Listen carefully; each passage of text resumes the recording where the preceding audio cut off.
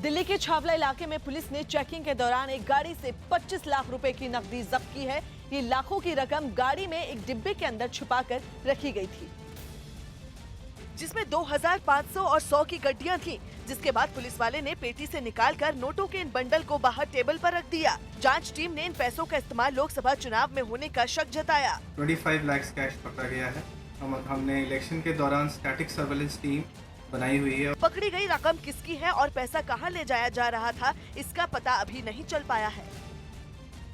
कांग्रेस और बीजेपी के बीच हिंदुत्व को लेकर एक बार फिर से बहस छिड़ गई है, जिसके केंद्र में इस बार राहुल गांधी का एक बयान है, जो उन्होंने अखबार अमर उजाला को दिए एक इंटरव्यू में दिया, जिसमें राहुल गांधी ने बीजेपी पर हमला बोलते हुए साफ किया कि हिंदुत्व किसी की जागीर नहीं। जिसके बाद वित्त मंत्री अरुण जेटली ने राहुल गांधी को आड़े हाथ लिया और उन्हें उनकी पार्टी के पुराने बयानों की याद दिलाई।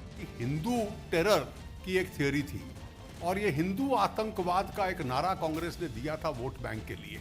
अरुण जेटली ने राहुल गांधी और कांग्रेस पर हिंदुओं को धोखा देने का आरोप भी लगाया। हिंदुओं को आतंकवादी मान रहे थे, अब धर्म के प्रति अपनी श्रद्धा दिखलाने में लगे हैं। अरुण जेटली के वार पर कांग्रेस ने भी पलटवार करने में देर नहीं लगाई।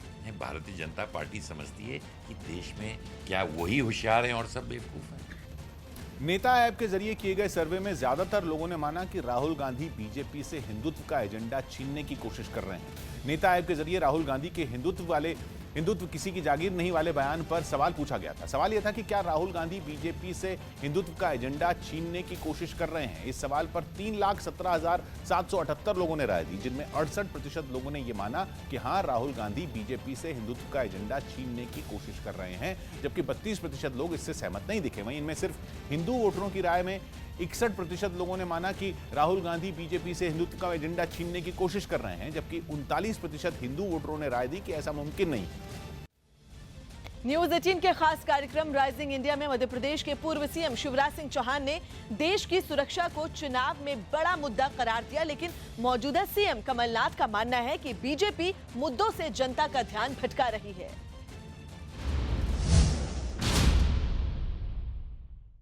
भारत सुरक्षित रहे और सम्मान के साथ जिए।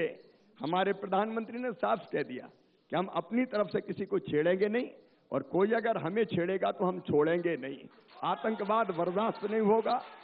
अगर आतंकवादी जमीन में तो क्या पाताल में भी चले जाएंगे तो घुस घुस के मारेंगे। आतंकवाद को बर्दाश्त नहीं करेंगे। तो देश की सुरक्षा एक बड़ा मुद्दा है।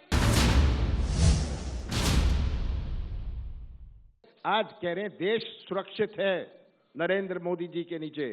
इसके पहले 5 साल पहले देश असुरक्षित था, ये कह रहे हैं ना। अब मोदी जी आए तो देश सुरक्षित हो गया। सबसे ज्यादा आतंकी हमले भारतीय जनता पार्टी के कार्यकाल में हुए। मैं खुद संसद में बैठा था जब आतंकी हमला हुआ। किसकी सरकार थी? जो सबसे ज्यादा खतरनाक आतंकी हमले हुए भारतीय जनता पार्टी के हुए। और क्या मोदी जी ने ये एयरफोर्स बनाई? क्या मोदी जी ने ये नेवी बनाई? क्या मोदी जी ने ये आर्मी बनाई? क्या मोदी जी ने ये एनडीए बनाया? क्या मोदी जी ने इंडियन मिलिट्री एकेडमी बनाई? क्या मोदी जी ने ये सैनिक स्कूल बनाए? मैं तो ये पूछना चाहता हूं। आज मोदी जी ये कहते हैं कि देश सुरक्षित है मेरे नीचे। अरे ये क्या मजाक है? ये सोचते हैं कि अपने देश की जनता मूर्ख है, ये समझते नहीं है। सवाल यह है कि नेतृत्व में दम है कि नहीं। अब पाकिस्तान में घुस के एयर स्ट्राइक करने के लिए 56 नहीं 156 इंच का सीना चाहिए। दूसरे हिम्मत ही नहीं कर पाते थे।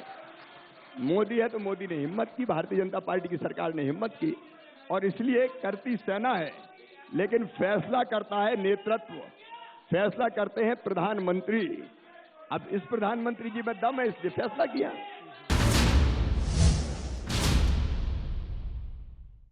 आप इसमें ट्रांसपेरेंट होइए।